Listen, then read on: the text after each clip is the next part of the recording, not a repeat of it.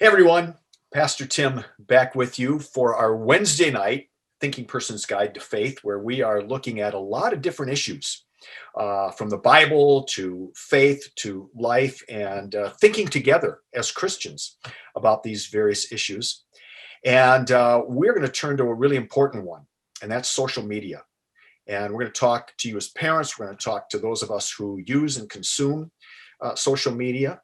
And we have seen over the last couple weeks the darker side of social media and some of the extremes that it can take us to. And I can't think of a better person to bring in today than legendary broadcaster David R. Murrow. Come And on, some come of you on. from a long time ago might remember he was doing World War II broadcasting. He was doing, he was a big guy with CBS. And David R. Murrow, I got to tell you, you look fantastic for a guy who's 113 years old. I've been smoking all that Is time, that so what it that's is? Yeah. why. Can you tell us what the R stands for in David R. Murrow? Well, I think you're confusing me for the legendary broadcaster Edward R. Murrow. So it might be early signs of senility. You may want to get that checked out. Well, I am a certain age at this point. So Yes. David Murrow is a good friend of mine, a good friend of ours, our congregation. 15 years ago, maybe 16 years ago. 15 years ago, yeah. We brought David in. He had just released a book called Why Men Hate Going to Church, which was a very influential book in my life. And we've been friends ever since. And David has turned from being sort of the guru of men's ministry to now being a guru, in a sense, on social media. And we're going to talk about, David's got a new book coming out on social media. David, how did you sort of make this shift from a passion for churches doing a better job of reaching men to now really opening up to this whole topic of social media? How did you make that move? Well, let me lay a little groundwork first. The name of the book is Drowning in Screen Time. So my focus is much more than social media. Right. It's all the hours that we devote to screen time every day. A pre-pandemic study from Nielsen Media Research found that the average North American consumes 9 hours of screen content every day. You can count every moment we're looking at our phones or on our tablets, playing video games, watching television. You say 9 hours. How do you get to 9 hours? Well, some of that's multitasking. People watch TV with their laptops open, that sort of thing. But it all adds up to about 9 hours a day. My background is actually in television. I have worked in TV for almost 4 decades and then made the transition to web-based media a few years ago. So I work in the screen addiction business, and I felt like I'd read some of the books that were written for Christians to be more discerning about their use of screens. Most of them were either written by psychologists, social scientists, or pastors. And I felt like there was a need for a book written from an insider's perspective. And I wanted to tell you, those of us who work in the screen addiction business, the purveyors of this content, we have certain tricks that we use to keep you clicking, swiping, watching, shooting aliens on your video games. We know how to keep you engaged in your screen. And I just wanted to kind of blow the whistle on those things, pull the curtain back, and kind of help you be more discerning about how you spend your time and what you consume while you're on your screens. Can you talk a bit about the difference between the broadcast world that you and I grew up in and the screen social media world that our children and grandchildren are growing up in? Yeah, great question. There's actually two kinds of screen content. People don't realize it. There is passive and active. Now, you and I grew up with passive content. We sit there and we watch the show as presented by a filmmaker. And there's still plenty of passive viewing. If you click onto Netflix or Disney Plus, or you watch a football game on ESPN or whatever it is, you're still a passive viewer. You don't manipulate what you see on the screen. Interactive screen content came along in the 70s with the first video games, Pong. Pong.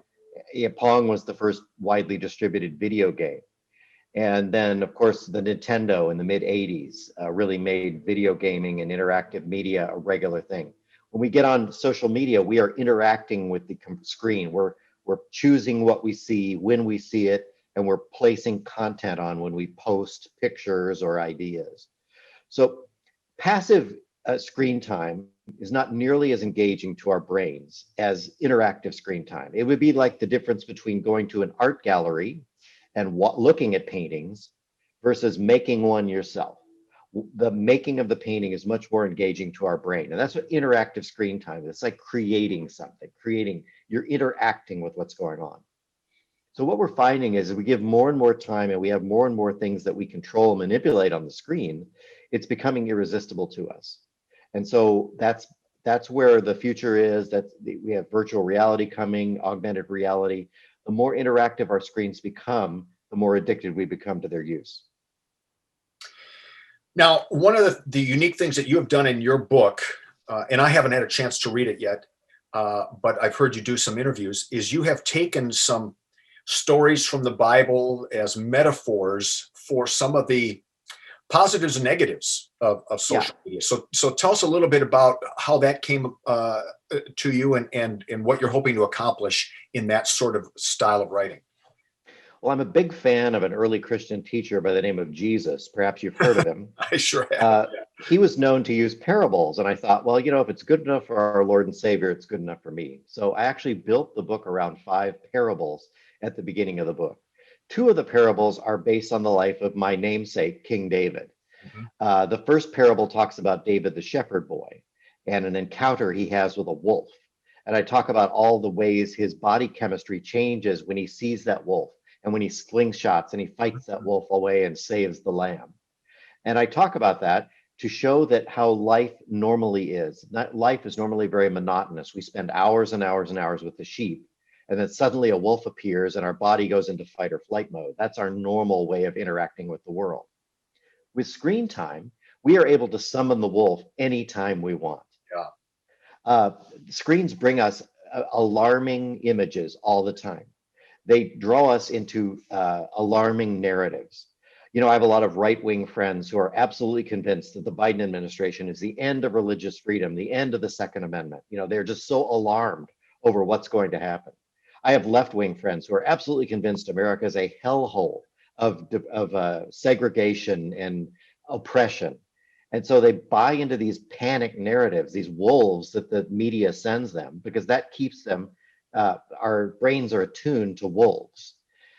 So that's the first story I tell, as I use that as a background, as a parable to illustrate how novelty and panic is really the basis of the news cycle that we consume every day. And then I tell a second parable after that, if you'll allow me. Yeah, please. Talks about David when he goes from being a humble shepherd boy to being a king. And all of a sudden, this powerless young man has every power and pleasure available on earth. He can clap his hands and food appears instantly. He has a harem of women who will respond to his every desire. He has advisors that whisper in his ear and tell him things. He has all the stress of command. And he can dismiss people from his royal presence. He can literally execute people whose ideas he disagrees with. And then he can lead his army into battle and he can experience the thrill of battle. Every one of the things King David experienced when he became king, we can now experience through our screens. We can lead a simulated army into battle through video gaming. We can clap our hands and food appears instantly through a DoorDash or Postmates. We can a harem of beautiful women through pornography. Every temptation and pressure that came down on David is now available to us through the screen world. We become digital monarchs and we preside over a digital kingdom. And the ascension, we talk about David as a man after God's own heart, but if you read the last third of his life, it was an absolute train wreck. Yes. Murder, rape, rebellion, his sons rising up against him. The last third of his life was awful because he did not know how to handle the pressures that came with being a king. And he longed for the simple days when he was a humble shepherd. And the Psalms are full of allusions to those simpler days. His writings survive to this day in the Psalms. So I would say the same thing is happening to us through our screens. We're being overstimulated. We're being given powers and privileges that really belong to God. We have godlike powers to see things that are happening around the world, to worry about world affairs and world events. And we weren't meant to do that. We were meant to love the people around us. We were meant to care for one another. We were meant to trust in God for our provision and not for any political party or political leader. And those things are getting away from us. And so those are just two of the parables that start off my book. Wow, that is so good. I'm such an admirer of yours anyway, that you're able to take sort of these great biblical stories and then translate them into our days. So I do want to talk about some of the things we need to be concerned about with social media, but let's start first with some of the positives. And what are some of the ways that are healthy for us in terms of using screen or social media? Well, I would say that if you use screens in moderation, if you set time limits, if you're only going to, scroll Facebook for 20 minutes or, 20 minutes on Instagram and catch up with old friends and post funny memes and pictures of your kids, I don't think there's anything wrong with that.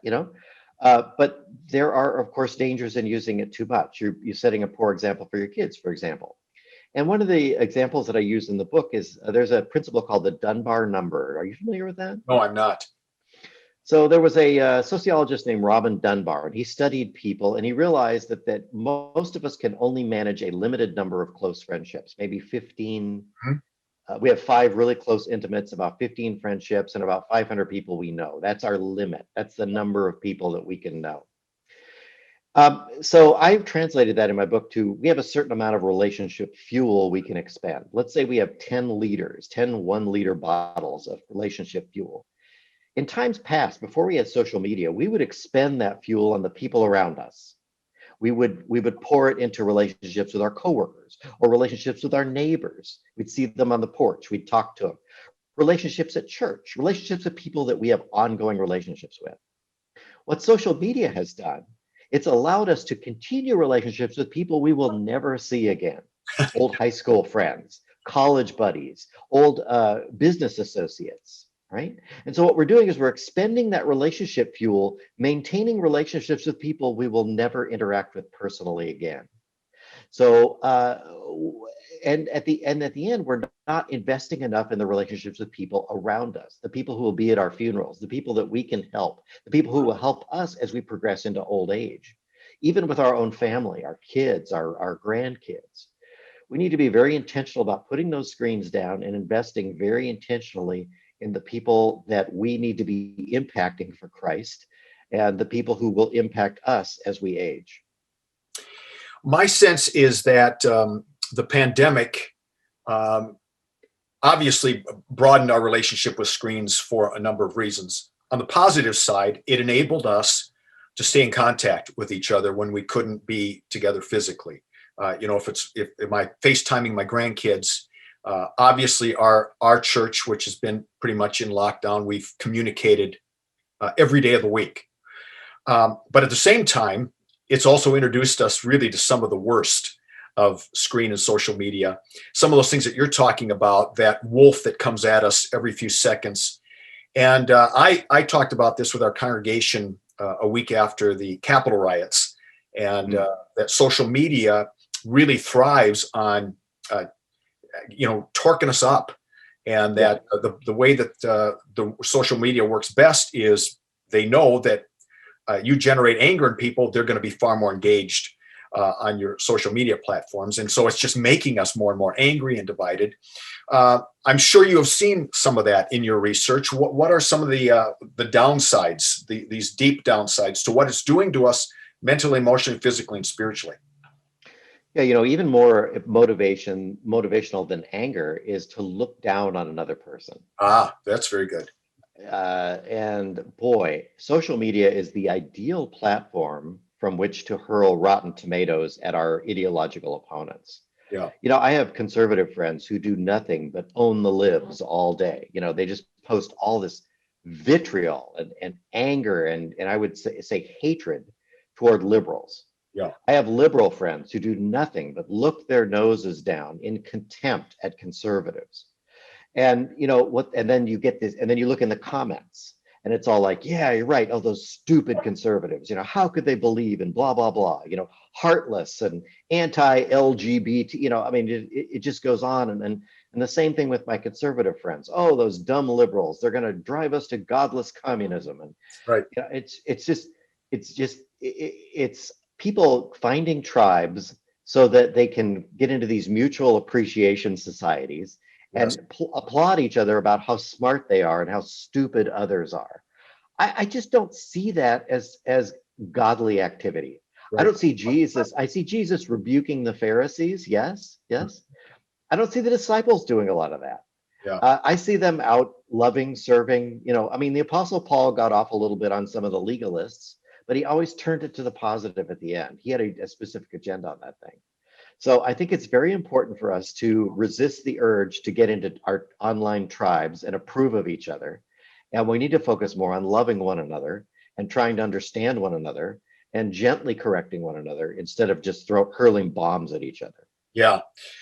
I also feel like social media has become a hotbed for lies, conspiracies, Mm. misinformation, half truths that we have sort of begun to take as gospel. If it's on social media, if somebody posted on Facebook, then it must be true. Yeah. Well, as Abraham Lincoln once said, you can't believe everything you see on Facebook. He was a man ahead of his time, wasn't he? He was, yeah, Honest Abe, they called him. I hope everybody got that joke. Yeah. Uh, Lincoln really did not say. Sorry about that. One of the parallels, if I can go back to the parable of King David, Yeah. as a king, he was the one person in the kingdom who was able to post decrees and have them read by heralds all over the nations of Israel and Judah. Okay. He was the one man who had that voice. Now we all have that voice. Hmm. Any loon can get on social media and post some crazy thing that just sounds just true enough for people to believe it. And there are actually foreign powers who are actively involved in social media and are posting disinformation every day. Yeah. Russia has troll factories. And what these Russians do is they post incendiary, extreme right wing or extreme left wing stuff. And the design is to polarize us, to push us into camps so that we are fighting each other rather than working together. And they are actually preparing, I think they're preparing or trying to weaken the West so that they can assert dominance. And that's one conspiracy theory I do believe in. Yeah. I believe there are foreign powers that want to undermine the power of our country, and they want to undermine the power of love and the gospel. And so they do that by polarizing us and by posting incendiary content, which then our right-leaning and left-leaning friends see that and they repost it as gospel, when Yes. in fact it's untrue. Yeah. Right. Right. I found that 4 years ago, when former President Trump now was elected, Mhm. that 3-4 weeks into his presidency, I just had to fix my Facebook so that I was only getting feeds from people that I wanted to hear from, because it was just making me angry all the time. It was just stuff, right, from Yeah. both sides. Nothing knowledgeable, nothing that was well thought through. It was just put out there to make you angry. And then slowly over the years, I would open it up because I have more friends want to participate, and then opened up a lot over this year because of the pandemic. And this is where I do my business. But in the last, in the transition from the Trump administration, the Biden administration, I just went through and did the whole thing again, where I just basically had to block everybody except groups I'm a part of, people I respect and know they're not going to just throw stuff out. And that's not necessarily a bad thing for us to do, is it? To sort of manage our content. I had to do the same thing. One of the things that really infuriates me is when Christians take on the role of seer. We absolutely, with this administration coming in, A, B, and C is definitely going to happen. Well, that's the sin of divination. Yeah. That's predicting the future. The future is in God's hands. And any person who tells you authoritatively, I know what's going to happen, they're lying to you. We Yeah. do not know what's going to happen. President Biden could be a complete washout, or he could be the greatest president ever. I don't know.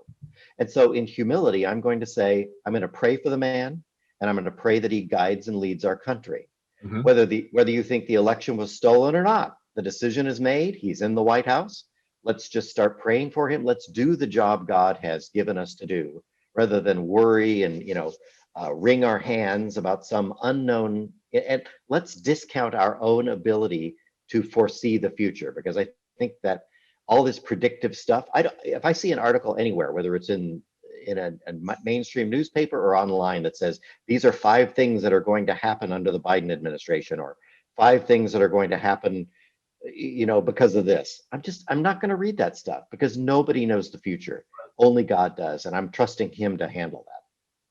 I have done my own research from time to time on social media, and one of the really, I thought, helpful pieces of advice was to take the time to read long form essays and stories, because sound bites, Twitter, even Facebook, can't possibly convey truth. All they can do is convey some sort of emotion.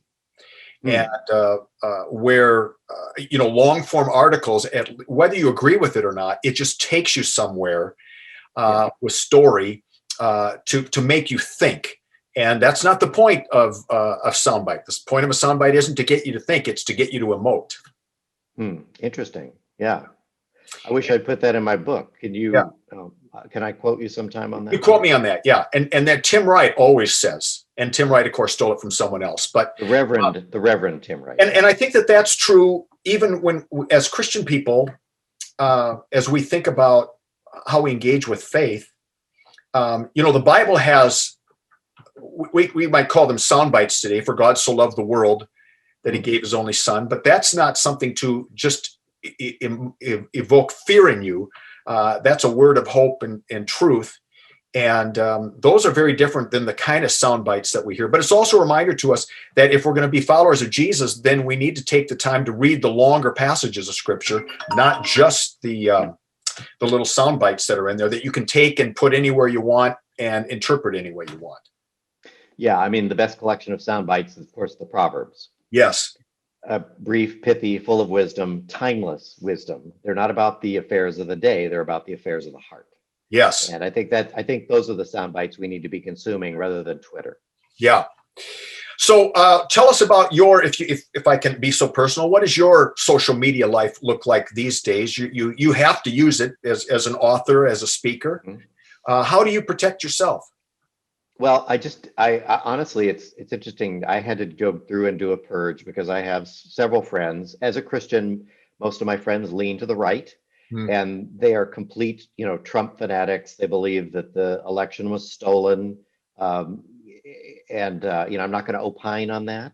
Let's just leave that there. But I think their rhetoric was so extreme and so panicked, and like I said, so predictive of doom that I just couldn't, in good conscience, as a man of faith, follow them. And so I've silenced them. I've unfollowed them for 30 days until the election is over. That's a real handy thing to do on Facebook, because I can't get all churned up about these things that may or may not happen. I think it's a sin.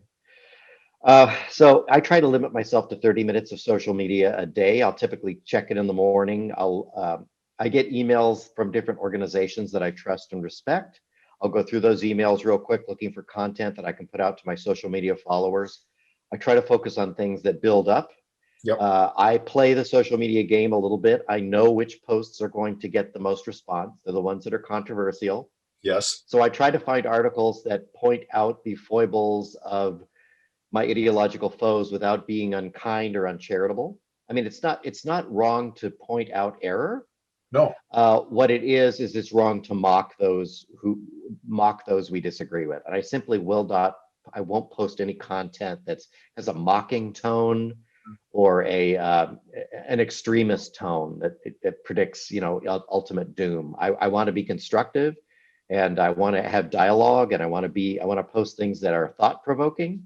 I'll call out the errors of the Christian left or the Christian right or whatever, but I'm not going to do an article that absolutely lambasts them. I want to argue the points rather than the character. Does that make sense? Yes. In fact, I was listening to a brief snippet from an interview that Shepard Smith did. Shepard Smith was an anchor at Fox for a long time, and he was a news anchor. He wasn't one of their opinion anchors, and we've sort of confused the two today. But he was talking about why he left Fox News, and he was saying, I thought it was really interesting because he said what you just said. He said, opine away, make opinions, but make sure your opinions start with fact and then argue the interpretations of that. Don't start with a lie and then opine and make the lie bigger. And that's the problem we've gotten into Yes. on social media and in some of our news organizations as well, is we start with the lie and then we build these big opinions around them, or a half truth, rather than Yeah. what are the facts, because facts are facts, but we interpret those facts differently. And we need to allow for that. One of the most injurious things that phrases that's worked its way into our culture is fake news. Fake news, yeah. Yeah, what Christians need to be discerning about the news they interpret. Most news that you get from a mainstream outlet, everything from Fox News on the right to the New York Times on the left, those things are not specifically fake. They're reporting real events. Yes. But what they're doing is they're doing it with an accent or a spin Yes. that pleases their key constituencies. So to give you an example, the New York Times can read a story about a transgender person, and they will be all about, yeah, you go girl. You know, they're going to be very supportive of that. Fox News is going to take a more jaded view of that because their viewership is not really on the transgender train, as it were.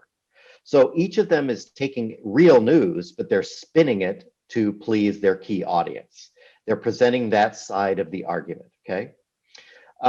So most news that you see in the mainstream media is not fake. And what I'm seeing is a lot of Christians are saying they're dismissing anything that the mainstream media says, and they're going to these extremely left or right-wing sites. Like on the left, it's the Daily Kos, or these very left-wing. On the right wing, it would be OAN, or it would be these very right-wing blogs. And they're finding this it's just extremely wolf-oriented, very biased. And what I encourage Christians to do is, if you are a conservative-leaning Christian, as I am, I would call myself center-right. I read the Washington Post. It infuriates me, but I read it. I occasionally read things on the New York Times, same things. I see a worldview that doesn't necessarily agree with me, but it opens my mind to some possibilities, and it helps me love people on the left. Which is really what I need to do, is I need to love people that I disagree with. And if I can do that at the end of the day, then I think I've gotten a little closer to doing what Jesus told me to do. Love my enemies. I had mentioned to our folks a couple of weeks ago something similar, that we need to get out of our bubbles. And I said, now, if you are a Sean Hannity fan, you probably aren't going to watch Rachel Maddow. That's just good example. Vice versa. But I said one of the things that I do on Sundays, now that I'm not in church for a while, is I try to watch Chuck Todd, who's probably left of center. And then the next hour, I watch Chris Wallace, who's probably just a little right of center. And they'll oftentimes interview the same guests. And you just get enough of a different perspective to open up your imagination a bit and see that there are other ways of thinking that may be better than your way of thinking, or may not be as good as your thinking. But that's how we become. That's why we talk about a thinking person's guide to faith. Faith is not about checking our brains at the door. It's about being open to the wonder of God's creativeness that is spoken through a lot of different viewpoints. And some of those viewpoints are healthier than others. That's what we're called to discern. Yes. But at the other, by the same token, there are certain things that are sin and have to be shut out. Yes. And so it's always a balancing act. How open-minded do we become before our brains spill out? So it's always a balancing act. But I'm trusting enough in God that I can absorb a little bit of Hannity, a little bit of Rachel Maddow, spit out the bones, and maybe come up with a worldview that's not nearly as polarizing, and a little more welcoming to different ideas that maybe I didn't have. So, David, tell us the name of the book again.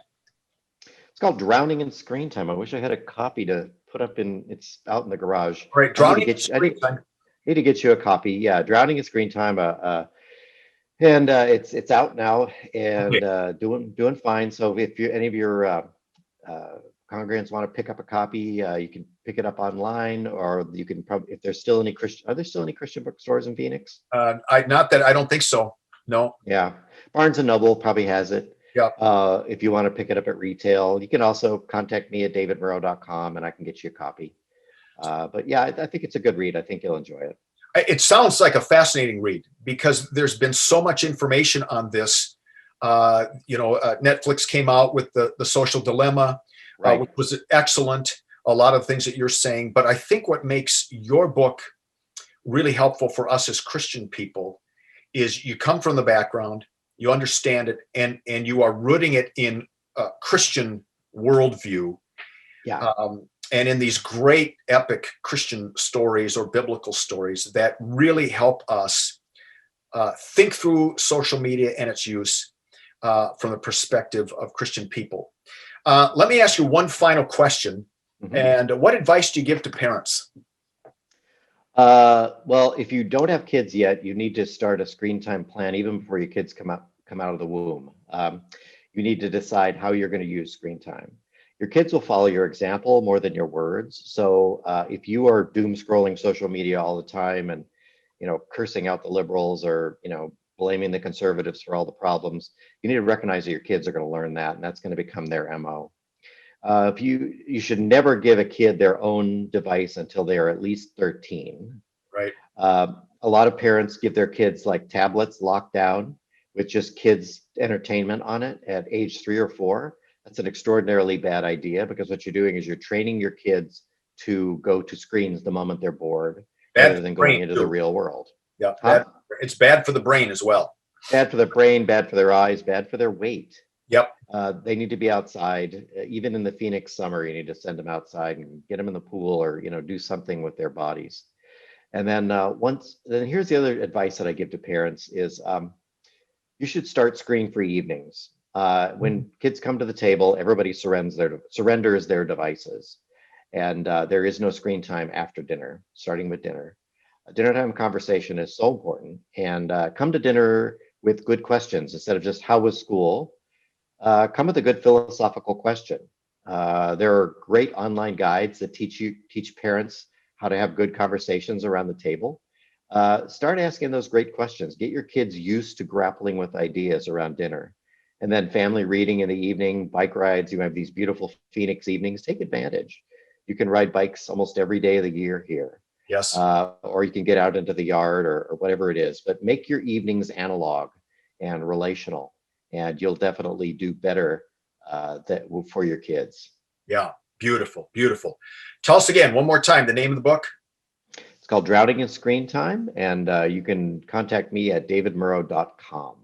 So, final question. You never did tell us what the R stands for in David R. Murrow. Reject. I reject that question because it ain't true. What's your middle initial? A. A. All right. So from now on, it's David R. Murrow, and the R stands for what's your middle name? Anthony.